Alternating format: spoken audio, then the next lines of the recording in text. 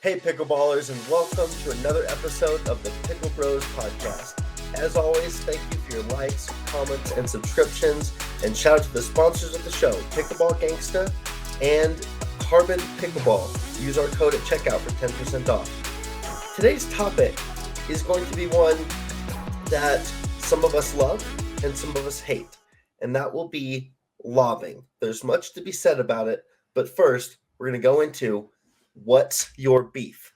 Tim, I want to start with you. What's your beef this week? Oh, my beef is getting called out for my own beefs.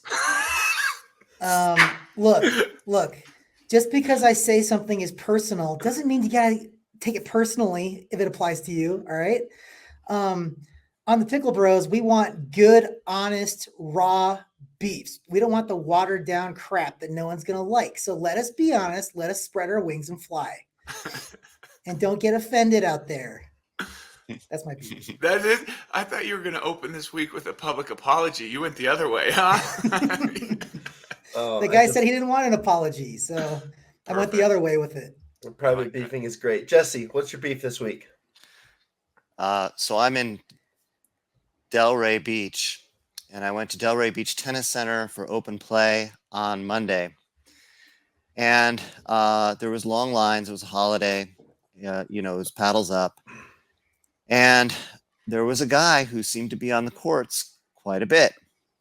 And I noticed after one of his games, he walked over to the queue and took his paddle and switched it with another paddle. Now, I'm like 90% sure. I'm not going to name him because I'm only 90% sure. But I think this dude had two paddles. And every time he went to play, he put a paddle in that queue. So that he'd come out and shorten the amount of time he had before his next game. And he's a very good player, one of the best there. I'm sorry, but I don't care how good you are. That's really lame. I'm 90% sure this is what he was up to. That's my beef. Wow, that's a fantastic beef. I kind of respect it. No, I've never heard of something. I think it's kind of clever. The innovation. I say it's smart, but that's totally bogus. That's totally lame. All right, so I'll go. My beef this week, and you guys always make fun of my beefs because they're of the highest quality. But we went down to MVP over the weekend, and I took 7 family members and friends. They all were probably barely 4-0 or lower, down to probably the 3-2 range.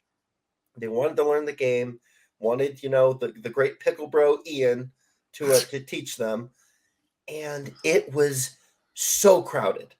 Like, we had 8 of us, and I was like, we're going to go at 8 a.m. and we're going to get 2 courts off in the corner, and we're going to do our own little king of the court situation.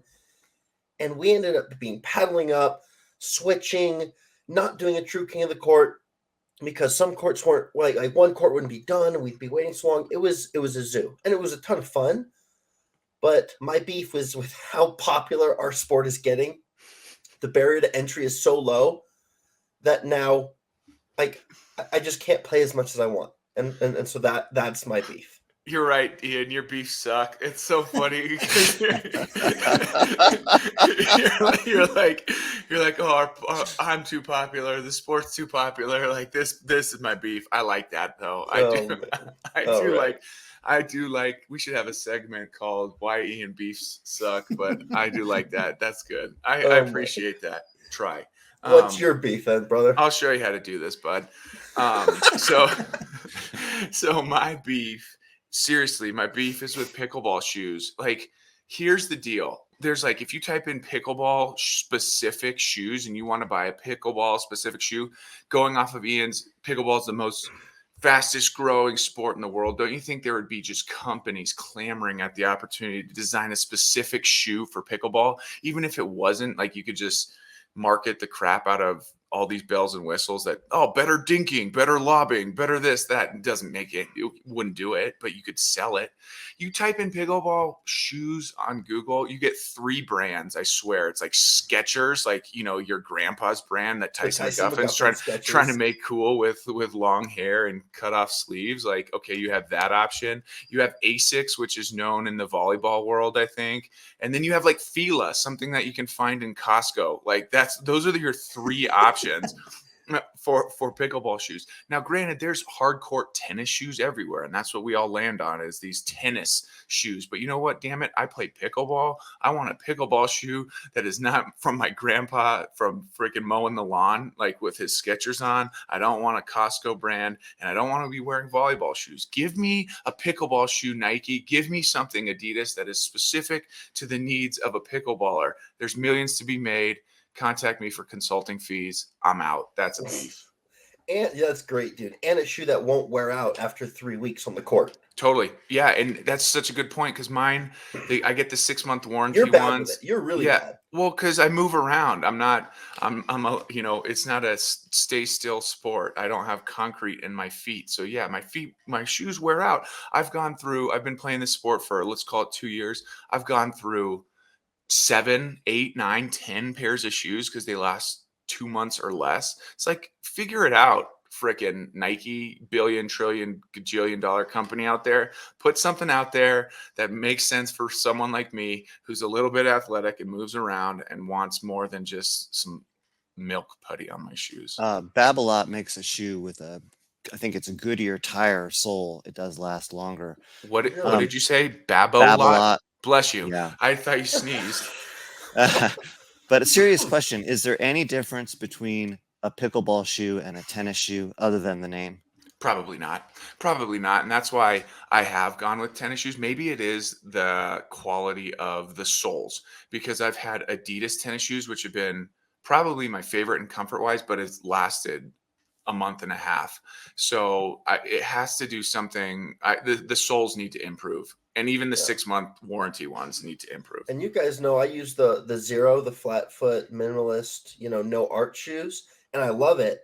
But those tread is so thin because that's part of the whole pitch of it. And dude, I go through them way too quickly. Mm-hmm. Mm-hmm. All right, we are going to get into the topic, you guys, lobbing. And I want to start right off the bat. I'm gonna show my cards to the table. Is the lob even a valid shot to use? I hate it. I hate it with a passion. But is it a valid shot? I think it's Bush League. I think it's for people who can't win in knife fights and are lazy to hit a good drop. Of course, I'm going to lose this. I know it's, of course, a valid shot. But is it a valid shot? I hate it. It's Bush League to me. Jesse, why is it Bush League? Yeah, why?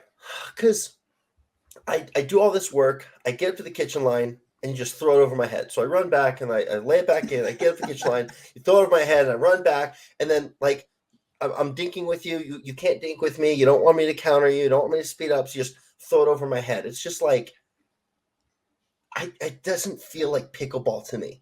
And I hate it so much. Yeah. So. I feel the same way about your drives, Ian. That's not a valid shot. Stop doing it. I mean, seriously, every shot in pickleball is a valid shot. If it works, it's a good shot. That's my opinion.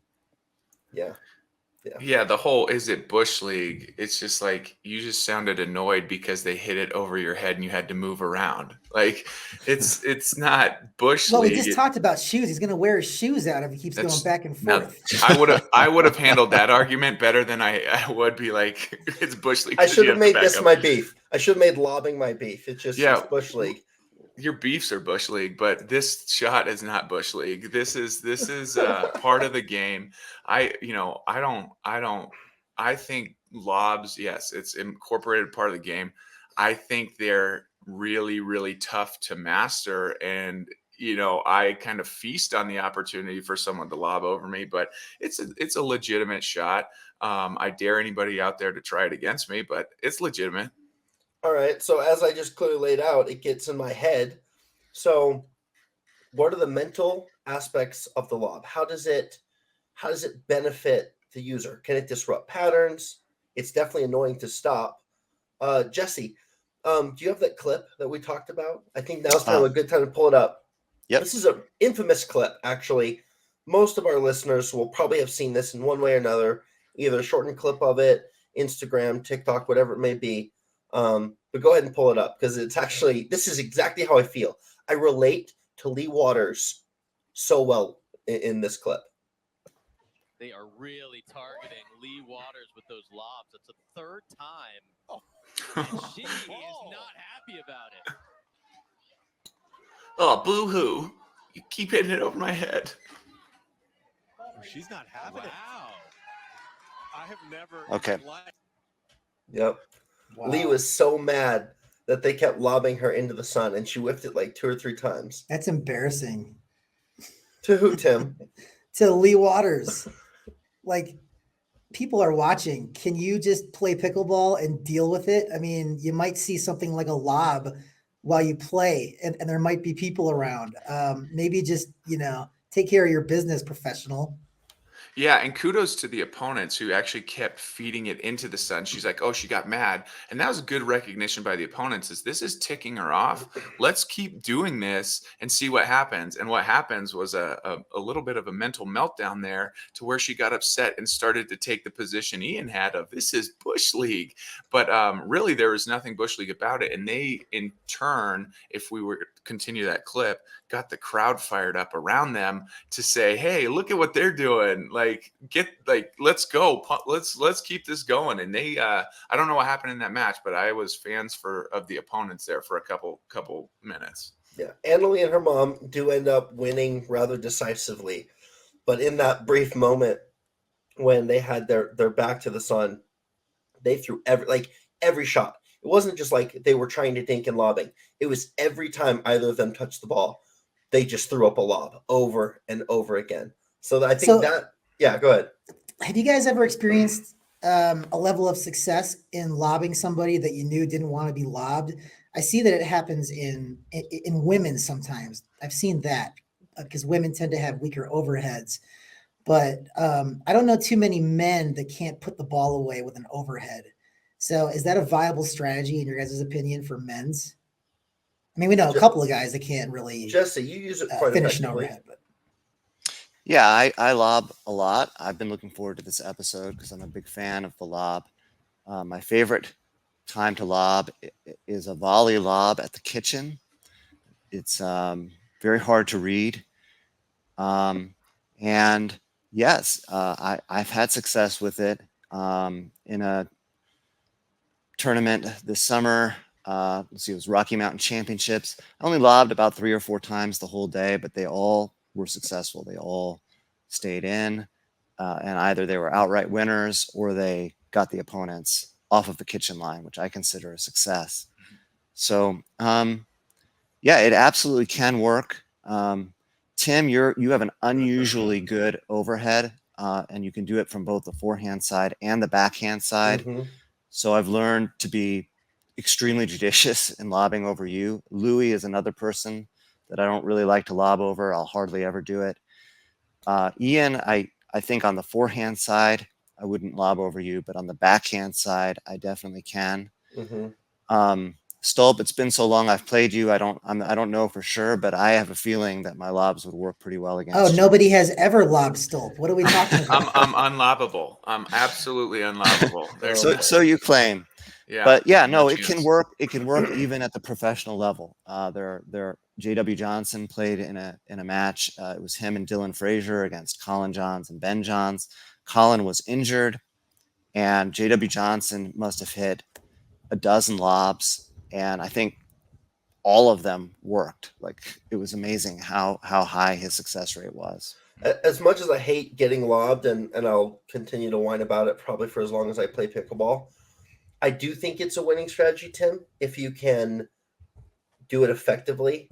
If you can, and at the level that we're playing at now, just about everyone can put away even a subpar to average lob. It has to be really good to really get past some guys because they can backpedal, they can hit that linear angle. It's most guys have that shot, but if you have it, it's disruptive to my patterns when I'm trying to dink and set things up and just throw something over my head. Like Jesse mentioned, if you go to the backhand side, I'm actually gonna have some trouble with it. But even if I don't get an and that's not talking about overheading it on the backhand side. If you just do it on my backhand side, now I've got to run around, I've got to turn awkwardly, I've probably got to drop with my backhand coming off. It's a short shoulder. It breaks down what I'm trying to do. even if I get there and I drop it back in, we've got to start all the way over. So that, and then like, and even if you're in good shape, you're young like me, it will whittle down, slowly over time. So if you can hit the quality shot like Jesse has gotten, and Tim, we'll talk about how you do your lobs. It's a little bit more interesting. But Jesse, off the bounce lob or the volley lob, I think you're probably of our group the best at doing it. What do you think is the most effective? The volley lob, because it's the hardest to read, and surprise is crucial when doing this shot. Now there is one off the bounce lob that I do from time to time, and that is a third shot lob. And I know a lot of our listeners are probably thinking that's Bush League, that's 3.0, but you don't want to overdo it. But if you do it from time to time, it's surprisingly effective. Yeah, Tim, I know that's the thing the lob I was thinking about for you. You sometimes, not too infrequently, I wouldn't say it's a part of your usual toolbox, but you will throw up that baseline lob, and it's really good. Like walk us through your idea, your mindset doing that. I did it yesterday when I was playing. Yesterday morning, I did it several times. And what's interesting about lobs is it's kind of like every other shot in that, are you hot that day with your lob, or are you kind of off that day with your lob? Like it really seems like there's an element of confidence and momentum that helps with the accuracy and effectiveness of it. And yesterday I was just really confident with it and felt like it was going to go over their heads and in with topspin every single time I hit it. And that's kind of what happened. I just had a hot day lobbing. And it's weird to think of a lob in that way, but there are some times where I will throw up a lob and it'll be like, okay, just don't hit it deep. And then it goes short and they smash it. And I might be able to play defense from that point. But with that mindset, there's just no way you're going to be very successful with a lob. Like you have to lob with a little bit of confidence. And I find that when you're lobbing from the backcourt, like what Jesse was talking about with a third shot, topspin is the way to go. There are different kinds of lobs. There's a defensive lob where you're kind of scrambling. You're just trying to stay in the point. So you throw up a lob. You're not trying to necessarily win the point outright with that lob. You're just trying to stay alive, which I actually don't think is that great of a strategy, because I think you're better off in that case just dropping it or doing something else. But with an offensive lob, you hit it like it's a drive almost, but it's a slower swing.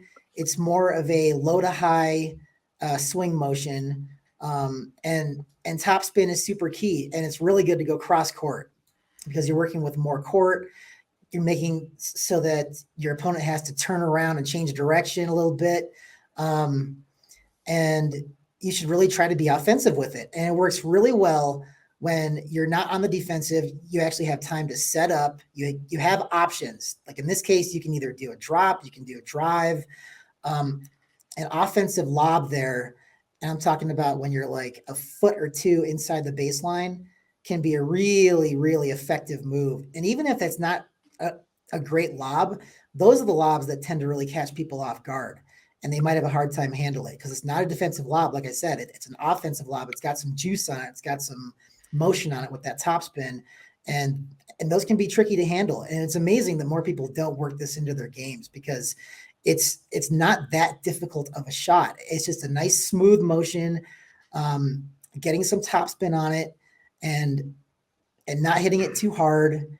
And yesterday, man, I was hitting a ton of them, and it was working so great. So when you're in a groove like that, where you're really confident with that lob, that can be a really good weapon to have. You actually said something that, like, and tell me if you agree with this. Talking about you have to hit the lob with confidence, right? And perhaps when you're dinking or dropping, like you can go low enough where it hits the net, right? Or one of the things we like to say is the net is undefeated. You hit the net, it's not going over. But there's this margin of error where you go from unattackable to then being an attackable with more of your traditional shots. With the lob, you end up always being attackable until you then cross into the unattackable range, right? So if you hit it short, that's the deadly, or too shallow, that's the deadly range. Overhitting it is certainly more viable in terms of having a successful lob, right? It's almost switched. Most shots you want to be unattackable, and then they get too high, it's attackable. Lobs are all attackable until they get high enough and far enough away. Would that be an accurate way of describing it? Yeah, I would say so. I mean, you're right there in saying that the margin for error is almost reversed as opposed to like a drive or a drop or something. But if you're lucky, you're catching them off guard, so they aren't really tracking it on its way up, and it's almost over their head and gone, and they haven't even noticed that you've lobbed them. That's a really good offensive lob. Well, you talk about confidence in lobbing. Like anytime I am on the receiving end of a lob, my confidence soars through the roof, because the second I see a lob, all I think about is pickleball in slow motion. I have all sorts of time to do whatever the heck I want. And so in the case of, is it attackable or not? Like I can make that decision and then attack it in the air as an overhead volley. Or if I do want to let it get over my head, I still have plenty of time. I think a lot of people freak out when the ball hits over their shoulder. And what do? Like I got to scramble. The truth to the matter is you have so much time, because that ball is going to bounce and then you're going to get a high bounce off of that. You have plenty of time to run around that thing, make a decision, and then turn an offensive lob into an offensive play. To, if you're trying to offensive lob me, Tim, I can hopefully get around that thing to turn it back on offense on my end. And now you're on defense. So with lobs, and you talk about lob confidence, I talk about lob when I'm getting lobbed, when I'm receiving a lob, and then I think a lot of the times my opponents will feed off that, like, well, he's too tall, he can get around the things, I'm not going to lob him anymore. And maybe that's why I don't see him as much. We joke on this podcast and in our inner circle group, like I always tease to say, hey, anyone who lobs me first gets some sort of prize. Never going to happen. Because I'm trying to bait them into trying, which they will. And yep, let it be known, 0% success, never been lobbed yet. So we're gonna say that, and we're gonna get into a discussion as to what makes a successful lob. But just to the point of confidence, Ian, like anytime I see a lob up, my confidence levels through the roof that I'm gonna win that point. Yeah, and what you're doing right now is you're speaking to who to lob over. Like you want people to lob you, so people generally won't. Or you can look at who are the people who are susceptible to it. And I know that you mentioned to me one of our buddies who I'm totally down for you to make fun of. Like, who are the people, and then to Jesse and Tim as well, who are the people that you go and lob? What do you look for in people that it might be effective? So Stolp, go ahead. Yeah, Stolp's overconfidence makes me want to lob him. Perfect. Do it. Dare you. You win a prize. No, so again, I'll use lobs in the context of time. So Tim mentioned offensive lobs. I'm a defensive lobber just to buy myself some time. So I'm the knife fighter. I'm the quick hands guy. I'm the surviving chaos. And so if I can throw up a defensive lob that buys me time, and yes, I'll enter into a chaotic knife fight, I still like my chances in that exchange. So what I'll do sometimes is look for a weak overhead opponent and defensively lob him to buy myself time. So I'll put something up, knowing it and using it essentially as a reset. I'll use my lobs as a reset that just buys me time if I know I'm going to receive a weak overhead from the opponent that I am attempting to lob. So I'll do a baseline defensive lob to the person with a weak overhead, just so I can get back up to the kitchen. And yeah, he may smash it towards me, but I still like my chances in a quick hands exchange. So that's one way I use it for sure, defensively. I tried to give you the in to make fun of Jared. I'm doing it right now. Jared, we've all told him for like 2 years now that he needs to work on his overhead. And he's just like, I'm trying, man. I just don't know how to hit it. Well, so in fairness, does anybody really drill an overhead? I don't see it very often. You either have it or you don't, right? No, You've done it, Jesse? I never see anybody drilling it. Okay, how do you drill it? Like you just have your partner toss up some balls and then you hit them. It's just a crazy thing for me to think about as being something that you have to work on. Like, it just seems like you either have that, like you're a baseball player used to that throwing motion, which is kind of the same thing, or you just don't. But yeah, like if you're the likes of Jared, the guy in the blue shirt in my screen, you need to be a finisher. It shouldn't be okay that someone can lob you knowing that you're not going to be able to put the ball away. And it's a really good example that Stolp brought up.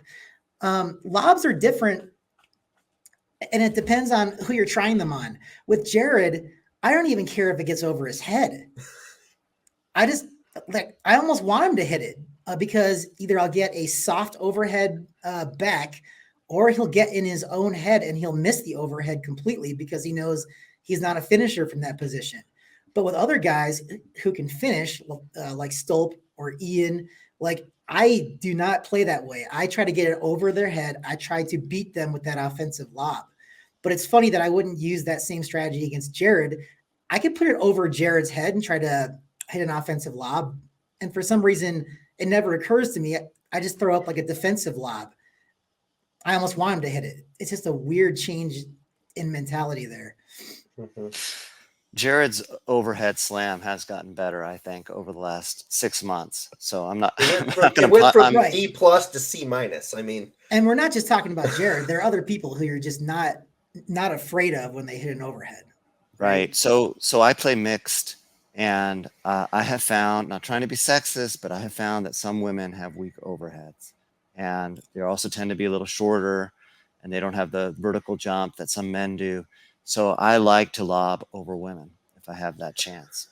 I think when I think about women in our area who have tough overheads, if they can get to the ball, because I think that they're all susceptible to the footwork portion of the lob. But if Ellen can get a hold of a lob because she played high-level badminton, it's game over. Like, she's putting that thing away. That's pretty scary. I feel like Wendy is also pretty good at it. But I would agree with you. More or less, women, they don't have the vertical jump for it. They generally don't have the length because they're generally smaller humans than men, and that footwork and that speed. So, is it Hold okay? on.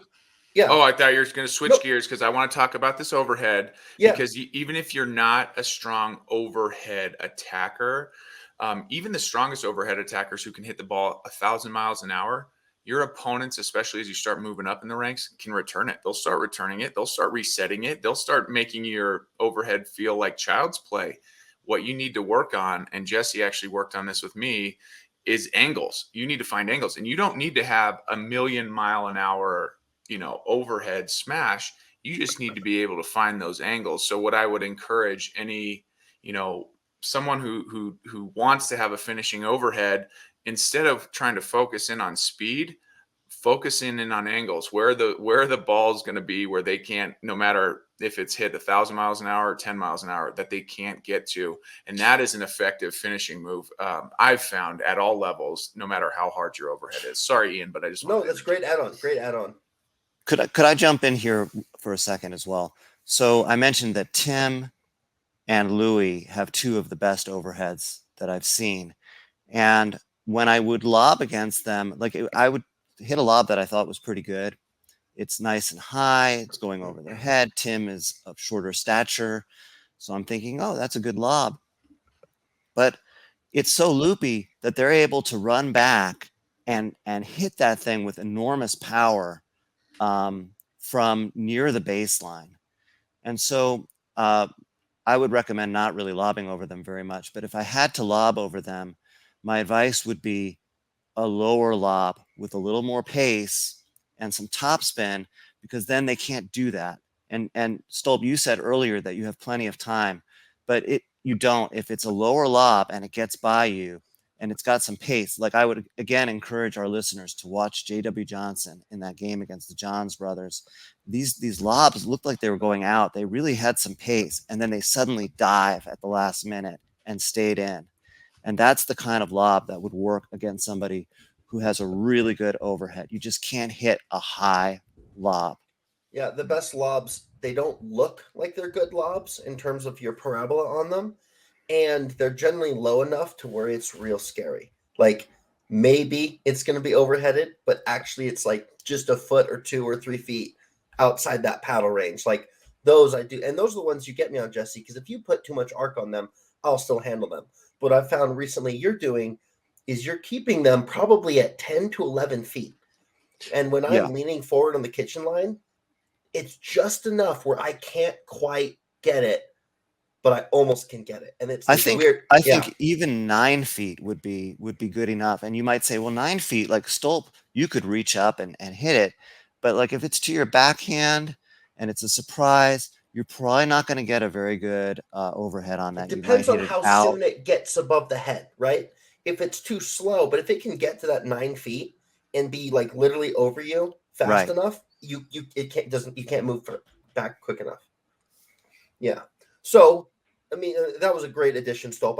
I'm really glad you did that. But moving back to where I was trying to go, is it okay to lob people with mobility issues?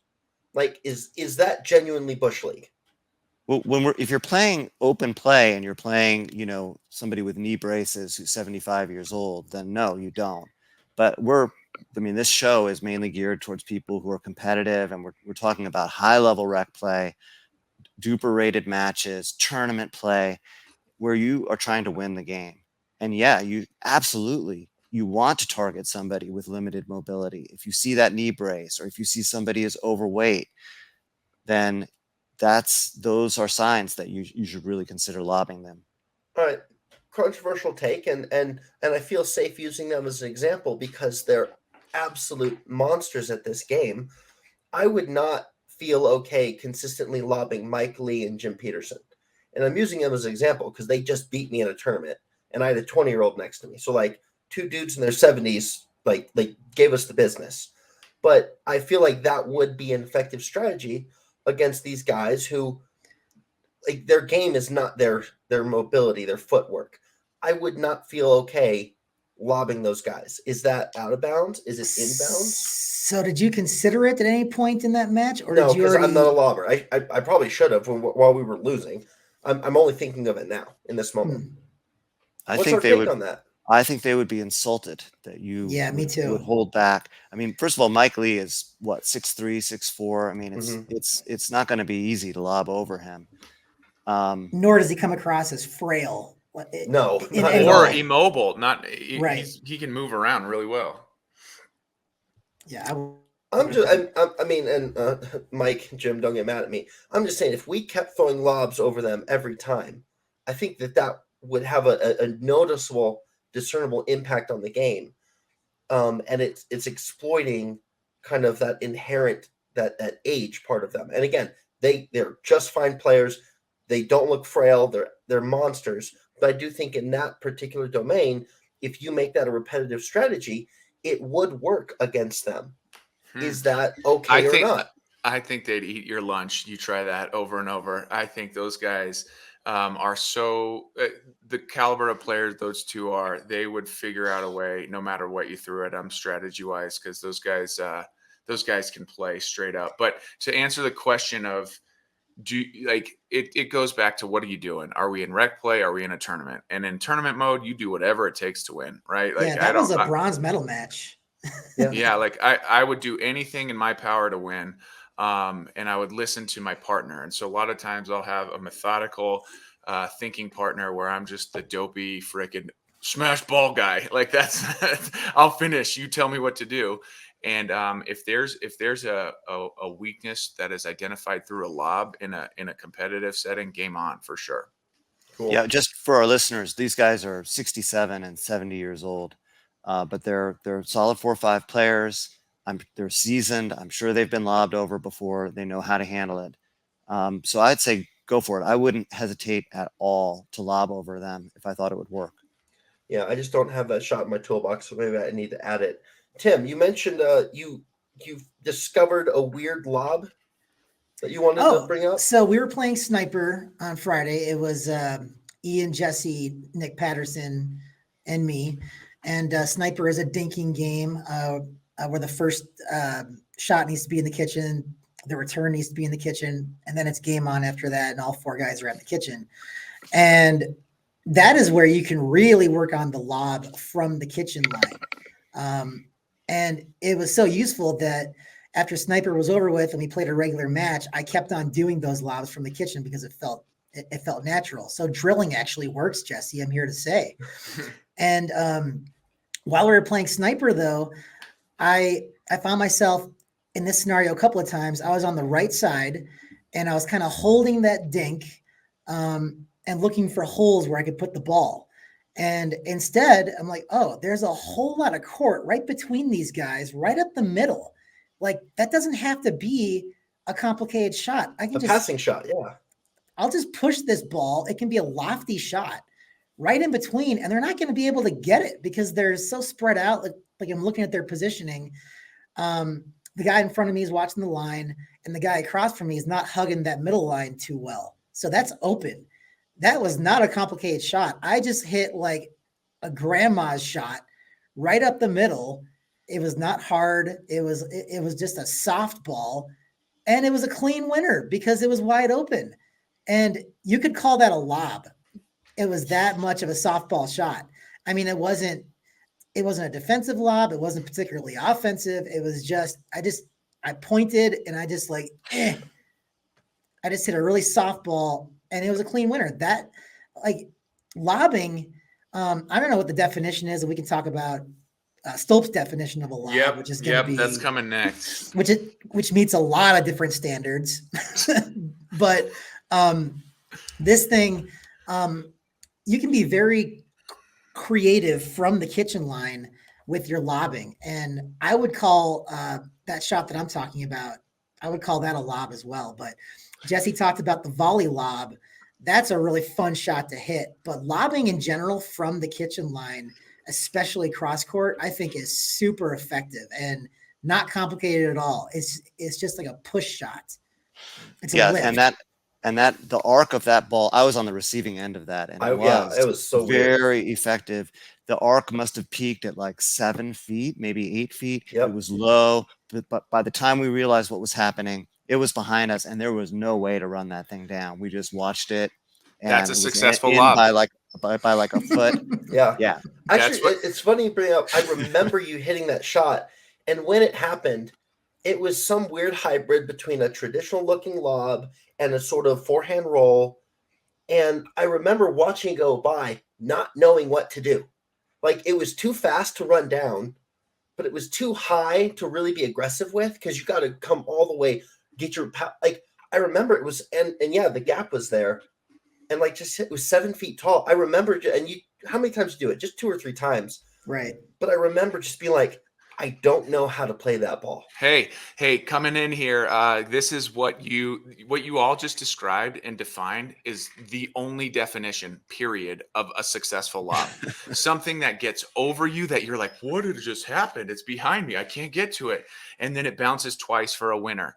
That is a successful lob. If you hit some sort of high arcing thing that, well, it's over my head. What am I going to do? I'm going to go run back to it, circle around it. And if I can get my paddle on that thing, it's not a successful lob. The only thing that defines a successful lob is a winner, period. If I get around it and I hit it over and, you're there to hit it back and you win on that next shot, doesn't count as a successful lob. If I run around it and I miss hit it and it goes into the net, not a successful lob. Only if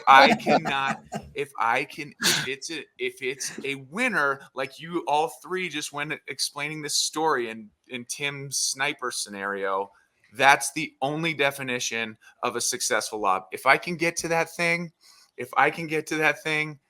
you didn't lob me. You just freaking bought yourself a little time until I could attack it. That's all you did. Listeners, what we're doing here is we're pulling back the curtain, and you're seeing that we don't always have good ideas in this group. Jesse, yeah, like letting Ian talk about beefs. That was a bad idea. Well, I was gonna say, I think Stolp just gave Ian his next beef, so that's kind of a gift. Oh man, Jesse, refute this man and his bizarre definition of a successful lob. He self-refutes. It's not necessary to refute him. He just said that if you lob over him and he jumps up and hits that ball into the net, that wasn't a successful lob. That was a mishit by me. Correct. I'll let the listeners be the judge of that. Cool. Uh, Yeah. And I Oh. challenge anyone out there to lob me All right, successfully. wait, let's get this on the record. Stolp. That's why I can't So- be lobbed. A good, If you're the lobber yeah. and you try to get it over Stolp and he missed the overhead right into the net, you failed.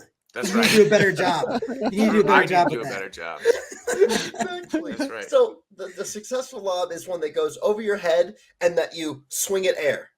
Well, I don't move and can't get to it. So go back a minute and a half and listen to Tim's take on how it left people confused and it was an instant winner, bounced twice. If the lob bounces twice, that's your successful lob. Nothing else. All right. Well, for those of us who are rational, how would you define a successful lob? Jesse, Yeah, The lob- reverse that's- of everything that's the reverse of everything. Yeah. That's right. A successful lob is one that sets you up to win the point, however that happens. So I believe I've seen Stolp hit a lob, so far out, That's a bad that overhead. it hits That's that a back successful wall. lob. That's a To bad me, that's overhead. yeah. I won the point. I consider that a successful lob. But even like let's say Stolp gets his paddle on it and hits it back, but it's a little bit weak, and we're able to counter and win that point. Then I'm saying, hey, good lob by me. Or if it merely runs, he has to run back and drop or drive the ball from the baseline, and I've gotten him off of the kitchen, I consider that a successful lob. Even we may not win the point, and he did a good job. Let's say he does a good job dropping it, but I've disrupted the flow of the kitchen game. I've forced him back. I consider that a successful lob. So you can lose the point and have a successful lob. Cool. Yeah, that. I think so. I like that. Well, it's a better definition than hitting into the net and thinking that you did anything right. Oh, well, maybe you can serve it nice and high and give yourself a pat on the back to get, hey, that was a successful lob because, it made him move forward from my serving stance. Small Whatever. little rabbit path real quick before I hand it back to Tim. I think the lob serve with some topspin is going to be the new weapon that we see in the evolution of the game. That's because it adds in that extra dimension, right? Not just speed and height, or not just speed and spin, but also the height as well. So, Tim, define the successful lob for us. So Stolp's definition, part of his definition of a successful lob is absolutely part of a successful lob where it goes over the guy's head and it's a clean winner. That is a successful lob. He's not wrong. But I like Jesse's definition too.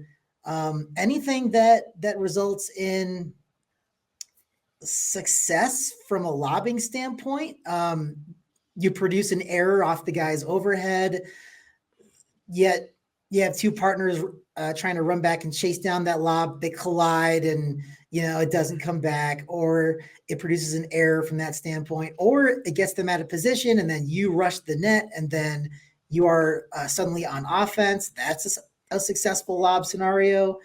I mean, the only thing that's not successful in my eyes is when you throw up a duck and they smash it for a clean winner. I think that's not successful.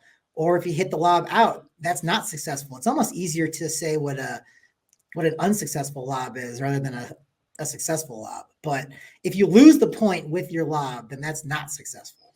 Right. Well, there's no lack of clarity in my definition of a successful lob. If it doesn't That's win, true. That's true. it's just that's it. Got to give you that.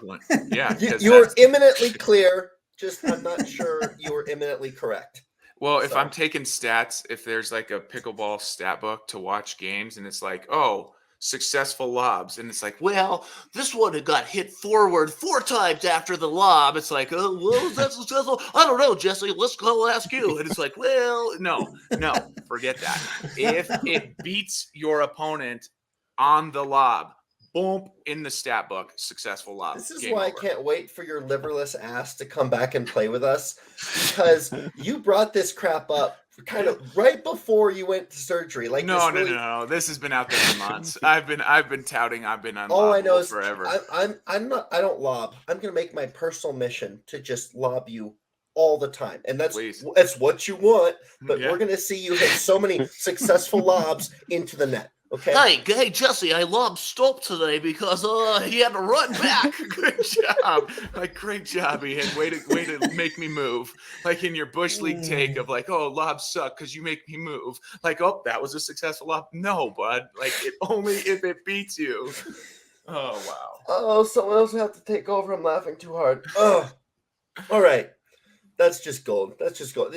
Now people really do see what our lives are like, and this is actually what it's like all the time. Defending lobs. Let's talk about defending lobs. Stolp, I think you're of the position that it's easy to defend a lob. Totally. So why don't you? Yeah. I'll So kick it back to again, you. because all right, think of when you're in a normal pickleball point without a lob, and just put that under a stopwatch. And if you hit start when that point starts and stop when it finishes, you're probably looking at something under 10 seconds. You add a lob, which one shot adds 2-3 seconds to that. You give yourself more time, more options, more opportunities to do something that you want with the ball. And so I think from an opportunity standpoint, lobs are a great chance for you to do something offensive and make a choice that is going to lead to a winner. So I love seeing lobs, whatever definition of success you see. You just have more time to do things, honestly, no matter what it is. Just don't freak out. Don't freak out. You have plenty of time. And I think that lesson right there can be extrapolated to a lot of the game. Don't rush things. You have more time than you think, or at least calm yourself down. Jesse, talk about defending the lob.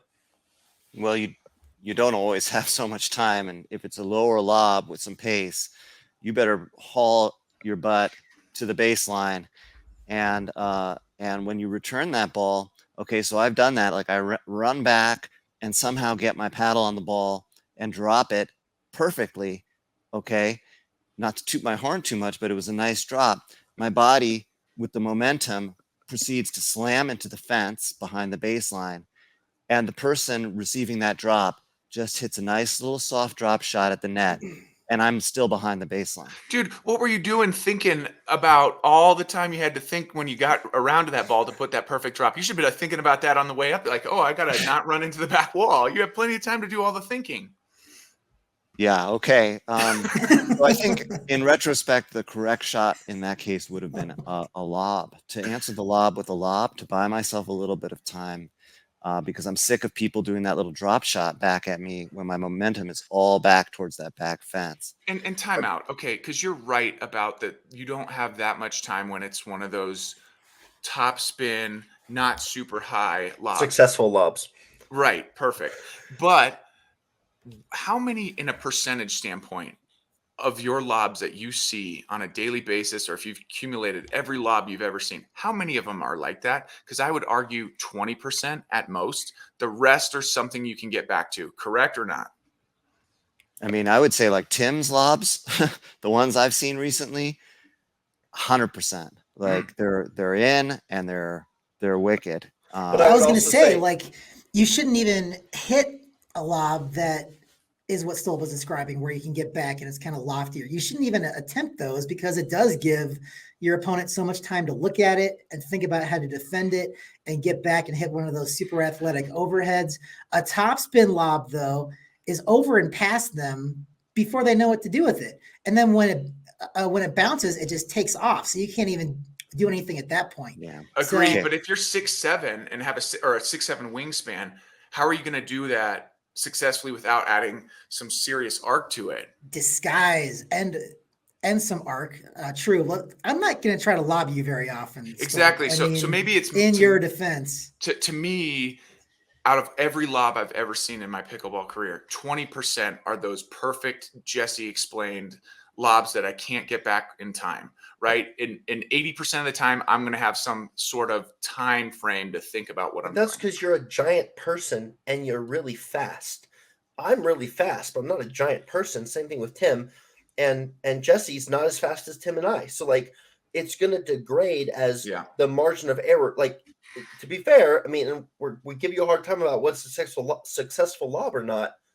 It does have to be more crisp to get past you than it does Jesse. Like different lobs will work against different guys. Yeah. But I want to talk about defending lobs. So the number one defense is to be somebody with a strong overhead. If you are watching this show and you're upset because people keep lobbing you, it's probably because your overheads aren't that good. If you've got a scary good overhead, people will be a lot more reluctant to lob against you. Another thing you can do to defend against lobs is don't feed people balls that they can lob easily. Like, I play mixed doubles. I like to lob over the woman. Well, people won't give me a dead dink. They're generally going to dink to my partner, not to me. And if it comes to me, usually I'm reaching for it. They're trying to go behind me, this kind of thing. Go to my backhand where I'm a little less comfortable lobbing. And then another thing you can do to defend against lobs, and this is extreme, but I would do it against people that are chronically lobbing. They're doing third shot lobs. They're doing lobs at the kitchen. They're always lobbing, and it's working for them, and you have no answer. In mixed, I will step back off of the non-volley zone a foot or two.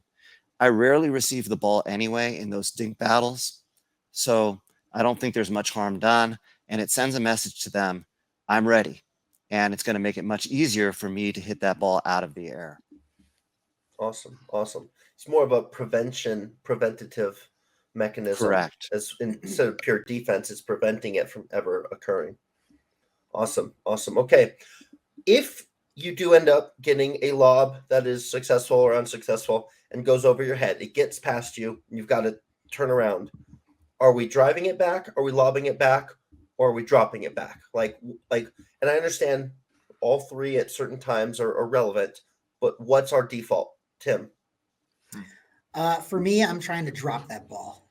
I don't think a drive is very effective in that position because you know that your opponents were watching that whole thing. They saw you scramble and run behind you super fast towards the baseline. They know they're at the kitchen line and they're just waiting to feast on whatever comes back. I don't think a defensive lob is going to work. They're going to smash that. There's such a low percentage chance that any defensive lob you throw up in that position is going to go over their head and be a great shot. That's asking too much. I think a drop lets you stay in the point at that point. And if it's a great drop, and it's not out of the question that it could be a great drop off of a lob, then you're right back on offense. So I would go with a drop if I possibly could. Jesse? If you have time, drop is great. But if you don't, if your momentum is back, I believe that a lob is the right decision. And yes, they're going to hit it back. It's not designed to go over their head and be a winner. It's a shot that buys you time. They have to hit another overhead, and this time you're there. You're back behind the baseline. If they get a great angle, then maybe you're going to lose the point. But if they hit it back to you, even if it's hard, that's a ball that you're going to have a better chance at driving or dropping. Stolp, finish it up. Yeah, I'm going to take the route that has not been taken yet because this is honestly my instincts. If a ball is over my head and bounces high and I have time to get around it, I'm looking to drive that ball. Anything above my hip where I can put a good swing on it with maybe a little bit of topspin or just some strength right at someone's torso, I'm going to take that and rush back up to the kitchen, knowing that you could hit a bad volley back and then I can finish you on that next shot. That's my instinct. I'm going to drive at you and come hard. That's awesome. And it was great that all three of you picked a different one. Yeah. I will abstain and let our listeners be the tie-breaking vote. We're out of time. We got to hustle out of here. We didn't get to talk about referees in being involved in lobbing, sun, wind, environmental factors. We can say that for another episode, but those absolutely factor into lobs and the decision-making. But we're going to get out of here, guys. We thank you so much for joining us for this episode of the PickleBros podcast.